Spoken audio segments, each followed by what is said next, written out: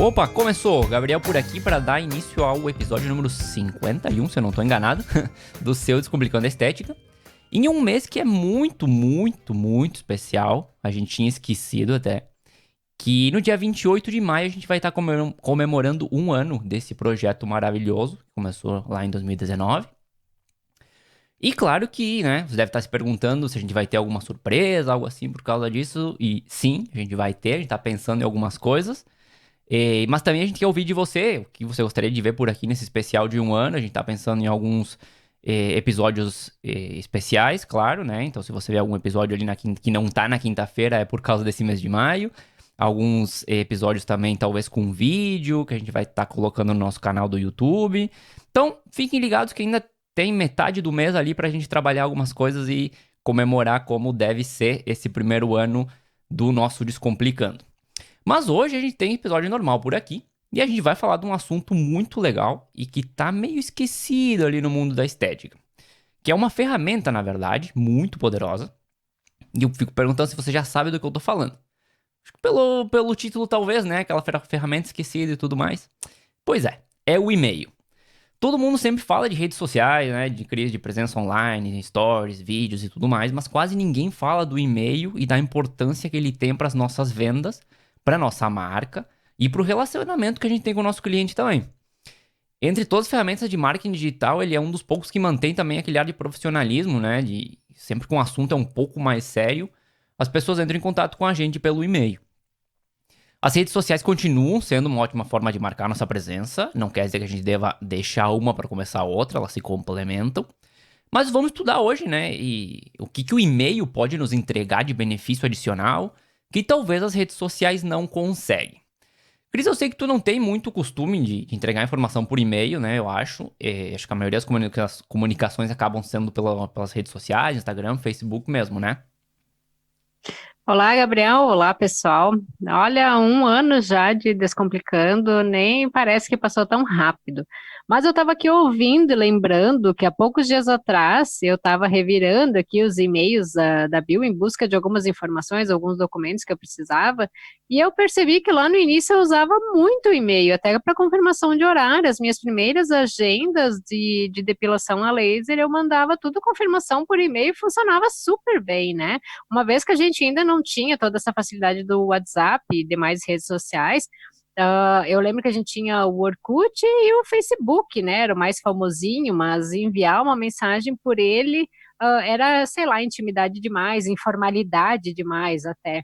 Então, como a ligação telefônica também era mais cara, ela poderia até ser feita em um momento inconveniente para quem fosse receber, eu usava mesmo o e-mail e funcionava super bem.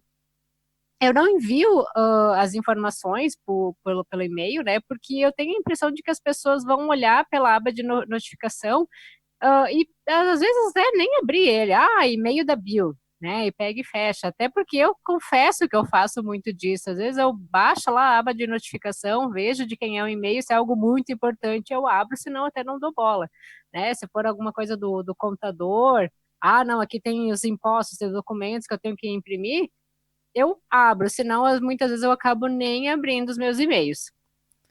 Pois é, mas aí também entra a questão da gente fazer com que o nosso e-mail seja relevante para o nosso cliente, né? Mas deixa eu jogar uns dados interessantes aqui antes, né? Que em 2019, de acordo com uma pesquisa feita pela Radicat ou Radicat, existiam 3,9 bilhões de usuários de e-mail ativos no mundo. E que esse número tem uma tendência de crescimento de aproximadamente até 4,5 bilhões até 2024. E depois teve a Adobe também, que em 2018 ela fez também um estudo que a metade dos usuários ativos eles revisavam seus e-mails com frequência durante o dia. E agora vamos para algo mais interessante aqui. A SendGrid ela fez também um estudo no ano passado e descobriu que nas relações comerciais entre empresa e cliente, 74% das pessoas elas preferem o e-mail como método de comunicação, enquanto só 24% preferiu as redes sociais. Por outro lado, quando o assunto é começar uma interação com uma marca, né, o cliente entrar em contato com a gente, ele preferia a rede social com 39% contra 32% do e-mail, provavelmente pela rapidez da resposta, né? Mas o que isso quer dizer, na verdade? Que na hora de mandar informação, o cliente prefere o e-mail, mas se ele precisa entrar em contato contigo, ele vai preferir a rede social. Então esse episódio não é para fazer uma batalha entre as duas ferramentas, longe disso, como eu estava comentando, elas se complementam, mas sim chamar um pouco a atenção para o e-mail e para a potência que ele tem na construção do relacionamento do cliente com a marca. Então, Cris, tá na mesmo assunto, vamos trocar uma ideia de como usar o e-mail a nosso favor, os benefícios que ele entrega, mas também como evitar alguns erros comuns dessa ferramenta. E eu tenho certeza que com esses dados ali tu ficou com vontade de sair daqui agora e criar tua campanha de e-mail marketing também, né? Com certeza já deu aquela vontade, né? Mas deixa eu dar o exemplo até do que acontece aqui na Bill. Normalmente as pessoas elas nos conhecem ou por indicação de alguém, né, ou pelas redes sociais. Então o primeiro contato ele é pelo sistema de mensagem dessas redes sociais, onde que a pessoa nos achou, ou então pelo WhatsApp que alguma cliente já passou. Ok, a gente troca as informações, a pessoa vem para consulta, buscando a depilação a laser, por exemplo, né? Para esse procedimento, a gente tem um material de dúvidas e orientações. E a gente sempre pede se a pessoa prefere receber ele por e-mail ou pelo WhatsApp. E a maioria até prefere pelo e-mail, porque além de tu abrir direto no computador, claro que o WhatsApp pela web também dá essa possibilidade, né? Mas no e-mail tu fica com o arquivo lá salvo, enquanto que às vezes no celular tu acaba deletando, tem função de não ocupar a memória do aparelho, enfim. Eu gosto do e-mail porque eu acho fácil de encontrar os arquivos lá mesmo, que tenha se passado muito tempo. Tu joga lá na busca, sei lá, cópia da identidade que tu às vezes enviou para alguém, tá lá fácil, né? E no celular, por mais que tu favorite a mensagem, às vezes tu perde. Se tu apagou aquela conversa, deu, tu perdeu o documento, né? E no e-mail não, acaba ficando tudo lá salvo. É bem isso. Inclusive, eu tenho muita coisa guardada no meu e-mail justamente por isso, porque às vezes tu precisa de um documento no meio de um apuro ali, de um aperto, e tu procura no e-mail e tá lá, né? O tal documento que mandou faz 10 anos. Mas enfim, por que que eu deveria usar o e-mail? Bom, tem milhões de motivos, mas claro que a gente não vai conseguir abordar todos, até para manter um programa dentro de um tamanho aceitável. Mas a gente sempre pode voltar nesse tópico e fazer outros programas no futuro, claro. Vamos começar com algo bem lógico do e-mail, né, dos benefícios, que é a possibilidade de manter contato com a tua base de clientes. Seja informação, talvez alguma promoção especial, alguns bastidores, pode ser algum vídeo que vai só para esse grupo e não para outras ferramentas. E alguém vai levantar a mão e dizer: "Ah, mas eu faço isso nas redes sociais, né?" Sim, ótimo, mas será que você conseguiu alcançar toda a base de clientes só lá? Será que o post não ficou esquecido? Ou talvez a pessoa não teve tempo de abrir essas redes naquele dia e certamente não vai ficar procurando posts antigos teus? Com o e-mail não acontece isso, ele vai ficar sempre lá, vai notificar a pessoa que você mandou um e-mail. Pode ser aberto quando seja mais conveniente, pode ser que ela não abra naquele momento, mas pode ter a opção de abrir depois. E isso me leva a pensar em mais uma situação importante antes de passar a palavra para ti, Cris, que eu sei que tu já tá pronto para colocar uma pimenta aqui na conversa também. O e-mail ele dá uma pessoalidade para a conversa que a gente não consegue com outras ferramentas. Mesmo quando eu faço campanhas mais massivas, as campanhas são totalmente otimizáveis, então dá para dar aquele toque especial, colocar o nome da pessoa, um texto que seja mais personalizado, dá para diferenciar uma base de clientes de outra, categorizar elas, né, dependendo como a gente está administrando a nossa segmentação de clientes. Então tudo isso acaba fazendo com que essa ferramenta chegue mais na pessoa, fica aquele sentimento de que do outro lado tem uma pessoa que pensou em mim e mandou um e-mail exclusivamente para mim. Não é como a rede que acaba ficando alguma coisa mais. Que até eu comentar agora que nas redes fica um post lá, né, e ele é mais amplo, ele não vai direcionado a uma pessoa em específica. Então algumas pessoas acabam interagindo e outras não. Então são ferramentas que acabam se complementando, como eu estava comentando. E aprofundando um pouco nessa parte de personalização, e vamos imaginar algo assim, fazer um exercício aqui. Você tem o teu funil, ciclo de vendas, enfim, e tem clientes em diferentes etapas desse ciclo. Você pode classificar os clientes em cada grupo e mandar e-mails que sejam relevantes para que eles passem para a etapa seguinte. Então, por exemplo, um grupo de clientes que está em uma etapa inicial, você pode mandar um e-mail explicando mais sobre os serviços que você oferece, ou ainda mandar algo muito específico sobre algum serviço que a pessoa se interessou. E já para o grupo de clientes que está numa etapa mais decisiva, um e-mail com alguma promoção, com gatilhos mentais, com algo que dê aquele empurrão final para ele adquirir o teu serviço. Os clientes precisam de informação, né, para ir passando de uma etapa do ciclo para a etapa seguinte. E se você pode ajudar com isso, por que não, né? É aquela história, né? Quem não é visto não é lembrado. E isso é verdade. Nas redes sociais, por mais que tu tenha definido a tua persona, que tu direcione a tua comunicação para ela, o alcance ele se torna bem menor, né? Ainda mais se tu não fizer o impulsionamento de forma correta ainda daquela publicação.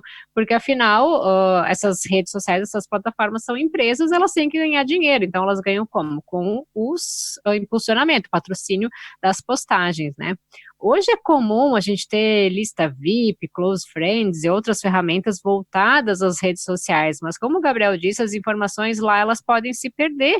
A pessoa pode ter preguiça de procurar, pode não ter tido o tempo de ver, né, enquanto estava no ar aquela tua postagem, principalmente nos stories, né, pode não estar disposta a receber o conteúdo naquele formato também. E o WhatsApp é o mais comum, mas ele também é um aplicativo muito pessoal, né? Porque é lá onde as pessoas falam com a família, com o namorado, afins. Então, às vezes pode ser invasivo receber algo de uma empresa ou um profissional.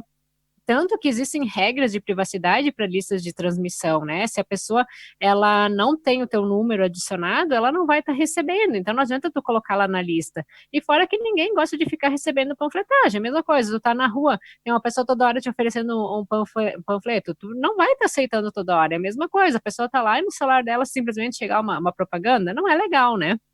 E no e-mail, além de você poder personalizar o assunto, a pessoa realmente ela vai sentir que aquilo foi escrito para ela, foi pensado nela, que alguém disponibilizou o tempo para ela, né? E ainda se a pessoa não deletar o e-mail, vai ficar lá, vai ser de fácil acesso quando ela quiser buscar essa informação de novo. E eu confesso que até por ir na onda do momento, né, eu tenho deixado de lado o e-mail, mas agora eu tô com a botição da vontade de retomar essa ferramenta e fazer um trabalho diferenciado daquilo que todo mundo, daquilo que a boiada inteira está fazendo.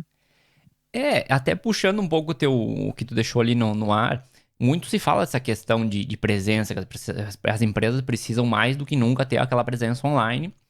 E o que eu tenho visto é muito isso de redes sociais, de Instagram, Facebook, WhatsApp. O WhatsApp eu acho muito pessoal mesmo. Até para entrar em contato com alguém que eu preciso algum serviço, às vezes eu acho ele muito pessoal. Só que o e-mail também ele é muito responsável por aumentar essa presença. E tem algo bem interessante, que se o cliente, ou o possível cliente, ele te entregou o e-mail dele e permitiu que você mande mensagem para ele, já é um grande indício de interesse na tua marca e nos teus serviços. A gente já vai falar sobre isso, né? De como criar lista de e-mails e não cometer erros e tudo mais. Até a Cris comentou um pouco de uns erros ali em cima. Então, por que usar esse canal para aumentar? Por que não usar, na verdade, esse canal para aumentar ainda mais o interesse desse cliente? E aí, se a gente consegue mandar exatamente a informação que a gente sabe que esse cliente tem interesse, nossa marca vai ficando cada vez mais na cabeça dele e isso ajuda enormemente no processo de vendas. Quando a gente sobe um. E de novo, eu não quero polemizar aqui e dizer que um é melhor e o outro são complementares. Eu vou repetir aqui que as ferramentas são complementares. Mas quando a gente sobe uma informação na nossa rede social, ela é totalmente aberta. Então, tem pessoas que vão estar interessadas naquele assunto e tem pessoas que não vão estar interessadas. E no e-mail, tu consegue canalizar esse interesse e mandar informação de acordo com esse interesse, né? E quando se fala em presença digital, a gente realmente acaba pensando muito nas redes sociais, né? E o e-mail a gente tem logo no primeiro contato da pessoa, durante a consulta e o preenchimento do cabeçalho da ficha de anamnese, por exemplo, tu tem lá um campo onde que tu pergunta o e-mail da pessoa, ou mesmo, a pessoa entrou em contato ali pela rede social, pelo WhatsApp, tu vai fazer um cadastrinho no teu sistema, vai perguntar o quê, né? O nome, o telefone de contato e o e-mail, que muitas vezes o sistema precisa desse dado, ou o CPF, para estar fazendo ali o cadastro da pessoa. Então, às vezes, eu não quero informar meu CPF de cara, a pessoa acaba dando e-mail. Então, é um dado que a gente tem de fácil acesso, né? E hoje em dia é difícil quem que não tenha uma conta de e-mail, né? Porque até para ter um sistema que funcione no celular, tu precisa de uma conta de e-mail. Só que é uma ferramenta que acabou ficando de lado e a gente usa apenas para enviar nota de serviços prestados, por exemplo. Isso é uma pena. Claro. E, inclusive, é importante na hora, né, faz o cadastro e tudo, a pessoa acaba pedindo um e-mail, mas também comentar que, ou perguntar se a pessoa aceita receber notícias nossas, né? Porque também a gente não quer, já vai comentar disso também. Tô me adiantando um pouco, mas ninguém quer cair na lista de spam depois. Mas agora eu vou tentar convencer todo mundo, né, que tá nos escutando a adotar essa estratégia do e-mail também. Para começar, ele é barato, até grátis pode ser, muito fácil de usar, muito fácil de medir os resultados e para melhorar ainda mais, ele é muito efetivo. Deixa eu começar pela parte do barato. Tem várias ferramentas para automatizar campanhas de e-mail na internet, e muitas delas, como eu estava falando, tem opções de planos grátis até certo limite, ou planos bem econômicos. Eu vou falar de uma ferramenta que eu tenho usado, que é o MailChimp.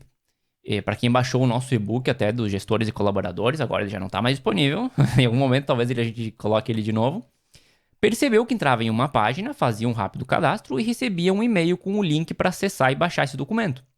Tudo de forma automática. E isso tudo foi feito com o MailChimp sem gastar praticamente nenhum centavo. Na verdade, eu tive que comprar um domínio por questões de que se a gente não colocar um domínio específico, corre bastante risco de cair no spam do cliente. Mas o domínio é, não sei, 20, 30 reais por ano, então também não é nenhuma loucura. E eu não vou fazer campanha aqui para essa ferramenta, até porque a gente não ganha nada com isso, mas eu queria contar minha experiência com algo que eu já tinha usado. É claro que o plano grátis ele tem um limite de cadastro de envios, mas acredito que ele seja bastante generoso para vários negócios aí de estética. O fácil de usar. Todas essas ferramentas elas têm trabalhado em facilitar o uso delas, então até para criar um template de e-mail, por exemplo, você consegue fazer arrastando elementos ou simplesmente clicando neles e eles caem na página já com um desenho, sem saber muito de linguagem de programação nem nada disso. Na parte de medições, dá para saber quantas pessoas abriram o teu e-mail, quem abriu e quem não, onde clicou, se clicou em algum link específico ou não, se o e-mail voltou.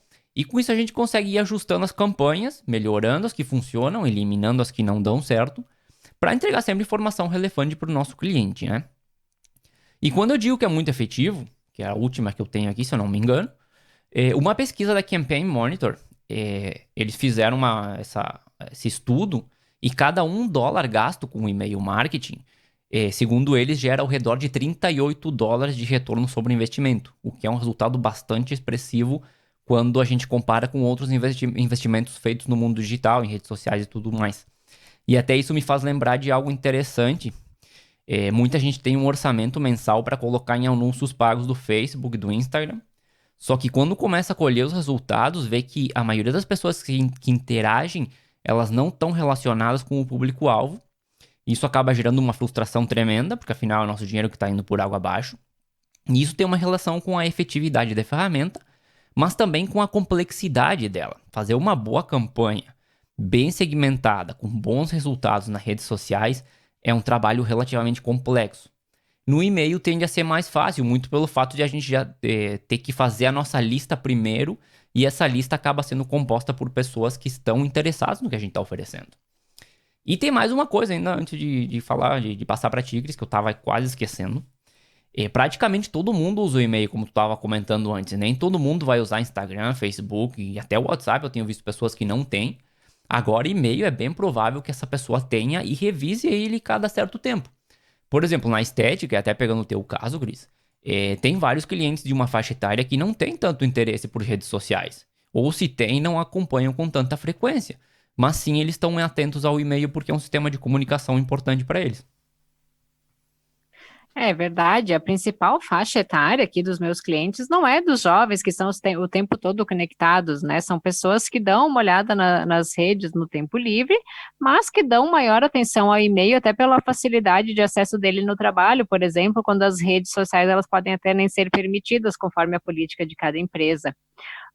Deixa até eu contar, vou dar dois exemplos aqui, né, falando de campanhas. Uma foi de uma amiga minha que estava braba semana passada, porque ela usava a tal do gerenciador de anúncios lá para fazer as campanhas dela, só que estava atraindo um público que não tinha nada a ver com o perfil dela. Eram pessoas que simplesmente clicavam lá no patrocínio dela porque chamava atenção, mas que não tinham o menor interesse em fazer o tratamento, e pessoas muito mal educadas também, né? Então, até eu disse para ela, para de fazer esse impulsionamento, porque isso daí não tá dando certo. E realmente ela parou agora, ela acabou focando em outras formas de fazer a comunicação, e isso deu uma melhorada. E eu mesma, uma vez eu tentei impulsionar aqui um story que eu queria lá pelo gerenciador de anúncios, mas como eu não sabia fazer isso, foi uma experiência bem frustrante para mim. Eu gastei além daquilo que eu tinha previsto e eu não tive nem de perto o retorno esperado, né? Porque eu não conhecia esse automatizador de e-mails, né? Como é que porque como é o Gabriel que faz essa parte aqui do Descomplicando, né? Na época que estava montando o e-book, como é que ficaria as coisas, eu olhei, ele me mostrou, olhei como é que ficaria, mas eu não fui a fundo de ver realmente como funcionava, né? E confesso que na época eu nem pensei, mas como é que eu vou estar usando isso dentro da estética? Só que agora estão vindo várias ideias de como poder aproveitar para fazer novas campanhas dentro desse formato. Essa questão do impulsionamento, enfim, das questões das redes sociais, ela é bem traiçoeira, porque a gente acaba gastando um dinheiro ali. E se não for bem segmentado, não for bem trabalhado, não entender bem que cada ferramenta dentro daquela ferramenta enorme que eles te proporcionam faz, tu acaba jogando dinheiro fora, infelizmente. Mas é uma ferramenta muito boa também, só que tem que se aprofundar bastante nela, assim como o Google AdWords e tudo mais. Eu acho até, Cris, que eu vou preparar outro episódio sobre e-mail, porque eu sinto que tem muita coisa pra conversar e que a gente tá deixando coisa importante de fora. Mas claro que eu quero ouvir de você que tá ali do outro lado, se tem interesse em aprofundar nesse assunto também, né? Conta pra gente lá no Instagram ou no Anchor e a gente pode preparar um episódio novo. Por enquanto, calma, que o episódio ainda não terminou. A gente ainda precisa falar um pouco dos erros que a gente tem que evitar na hora de começar a trabalhar com essa ferramenta. E o primeiro que eu quero listar aqui, talvez seja o mais importante de todos, e o que a gente deveria colocar o máximo de empenho para obter o melhor resultado possível depois, já que ele define o que vai acontecer no resto das etapas, que é a criação da lista de e-mail. Você nunca, mas nunca mesmo deve enviar um e-mail para alguém que não solicitou estar na sua lista. E isso é spam, embora no Brasil não é necessariamente considerado crime, pode se enquadrar em algumas situações, enfim. Mas o fato de enviar spam mata completamente qualquer tentativa de utilizar o e-mail de forma efetiva para obter resultados que a gente comentou antes, né? Outra questão que eu tenho visto muito, pelo menos eu via no passado, não sei se ainda acontece, é a compra de banco de dados de e-mail. Isso também evita sempre, eu acho, um dinheiro jogado no lixo. Você vai terminar enviando spam para uma lista que, mesmo que filtrada, não tem qualquer engajamento com a tua marca e com o teu serviço. Então, não tem nenhum sentido fazer esse tipo de compra. Mas então, o que eu faço? Bom, precisa criar a sua própria lista de e-mail. E aqui dá para fazer um episódio inteiro falando disso. Viu como tinha muita coisa para conversar ainda, né, Cris? Mas eu vou dar uma pincelada básica aqui. Você pode pegar a sua lista de clientes que já tem e conversar com eles, perguntando se tem interesse em receber e-mails seus. Caso você já não tenha feito isso no cadastro, claro, né? Como eu estava comentando antes. Ou você precisa entregar algum valor para uma possível base de clientes para que elas achem interessante receber mais notícias tuas. E aí tem que fazer um sistema de cadastro e tudo mais para ir conseguindo, né? Eu entrego alguma coisa talvez grátis para esse cliente, alguma coisa digital, e eles fazem um cadastro para, enfim, poder acessar esse produto digital, mas também aceitar, se é que aceitam, receber as nossas notícias no futuro. Tem muita coisa para falar sobre e-mail, até nem imaginei que fosse tanto assunto assim, né? Isso de comprar banco de dados ainda existe aqui no Brasil, porque eu vou confessar que eu recebo muito e-mail que não se encaixa em nada do que eu gostaria, e até como meu nome é Cristiane da Silva, né? Eu recebo e-mail endereçado até para quem é Crislânia da Silva, cobrança de contas de outras pessoas, e vai indo, né? Isso é muito chato, porque acaba enchendo a nossa caixa de e-mails, e volta e meia tu tem que ir lá e fazer uma limpa, né? Eu acho até que uma forma interessante de criar essa lista é tendo um conteúdo específico, onde somente esse grupo que quer receber o nosso e-mail vai receber, assim como alguma oferta exclusiva voltada para esse grupo, né? O profissional pode estar perguntando no atendimento se o cliente ele gostaria de fazer parte dessa lista, ou mesmo fazer a chamada através das redes sociais para as pessoas entrarem numa lista VIP. Fora, né, que como foi comentado, o e-mail ele dá um ar mais profissional e também ele não é tão invasivo como uma mensagem pelo WhatsApp. E hoje é bem comum a gente ver lista VIP no Telegram, lista VIP no WhatsApp, então por que não fazer uma lista VIP de e-mails? Claro, claro, sim, sem dúvida. E aí a pessoa pode ser muito criativa na hora de fazer essa lista, né? Procurar entregar valor para que a pessoa esteja também cadastrada nessa lista de e-mails e possa receber as nossas informações. E seguindo aqui, Cris, a questão dos erros, né? Que a gente precisa evitar, é mandar conteúdo irrelevante. Depois que a gente conseguiu fazer a nossa lista, mesmo que pequena, é hora de trabalhar o conteúdo que a gente vai entregar. Não adianta mandar, por exemplo, informação de geladeira para quem queria receber mais coisas sobre equipamentos de ginástica, para dar um exemplo qualquer. Ou mandar qualquer coisa só para mandar, porque você decidiu que ia enviar algo toda semana. Também não tem muito sentido. A gente precisa sentar e trabalhar o conteúdo desse e-mail de acordo com as pessoas que estão nessa lista. É isso mesmo, não dá para ficar só fazendo panfletagem com a lista, porque tu pode simplesmente ser bloqueada, a pessoa não vai mais receber o teu e-mail. O interessante é levar um conteúdo de curiosidade que vai fazer com que o cliente te procure querendo saber mais sobre aquilo, né? Pode fazer esporadicamente, até eu botei aqui entre parênteses alguma oferta, porque a gente já conversou sobre descontos e tudo mais em outro episódio, né? Enviar um feliz aniversário personalizado, se tu tem a lista de aniversariantes dos teus clientes. Tem muita forma diferente e legal de estar conversando com a nossa clientela. Sim, daqui a pouco até alguns vídeos específicos só para quem tá dentro dessa lista de e-mails. Daqui a pouco alguém pode se animar e fazer um podcast também, vai saber, né? E para finalizar, de novo, dá para fazer um episódio só falando de erros, a evitar, mas seria mandar muitos e-mails ou ter uma frequência muito alta de envios. A Get App Lab fez uma pesquisa. Eu tô cheio das pesquisas hoje, parece, né? Mas vamos lá. Que é bom trazer bastante informação para situar também onde é que a gente tá entrando, né? Mas a Get App Lab, na verdade, fez uma pesquisa perguntando qual a maior razão que fazia a pessoa sair de uma lista de e-mails. E 46,4% disseram que era porque a empresa mandava muitos e-mails. A segunda razão foi porque parecia um e-mail de spam, que aí ficou com 17,2%. Então, as duas últimas coisas que a gente comentou são muito importantes: criar um bom conteúdo e estabelecer uma frequência aceitável de envios, né? Muito legal esse episódio, acho que deu para o pessoal tirar muitas ideias bacanas, né? E fugir daquele óbvio, fugir daquilo que todo mundo está fazendo, né? E-mail é uma ferramenta bem antiga, comparado com as outras que a gente tem hoje, né? É uma ferramenta sólida e eu acho que dá para o pessoal estar explorando bastante. Com certeza. E uma ferramenta muito profissional também. Passa um profissionalismo diferente para o teu negócio e para os teus clientes. Eu quero chamar a atenção do pessoal para que eles fiquem ligados nesse mês, que a gente vai estar, como eu já tinha comentado lá no começo, a gente vai estar colocando alguns episódios especiais, alguns vídeos, provavelmente. A gente ainda está vendo se faz um vídeo gravado, uma live. Provavelmente vai ser um vídeo gravado, porque tá todo mundo já meio de saco cheio de lives, eu acho, né? Mas que esse mês a gente vai estar com algumas surpresas por aí, justamente por causa de a gente estar completando um ano de Descomplicando e a gente tem que comemorar, não é pouca coisa. Mas acho que hoje a gente vai ficando por aqui, né, Cris? Hoje eu acho que já trouxemos muita informação legal para o pessoal e fiquem ligados que vai vir muita coisa bacana assim nos próximos dias.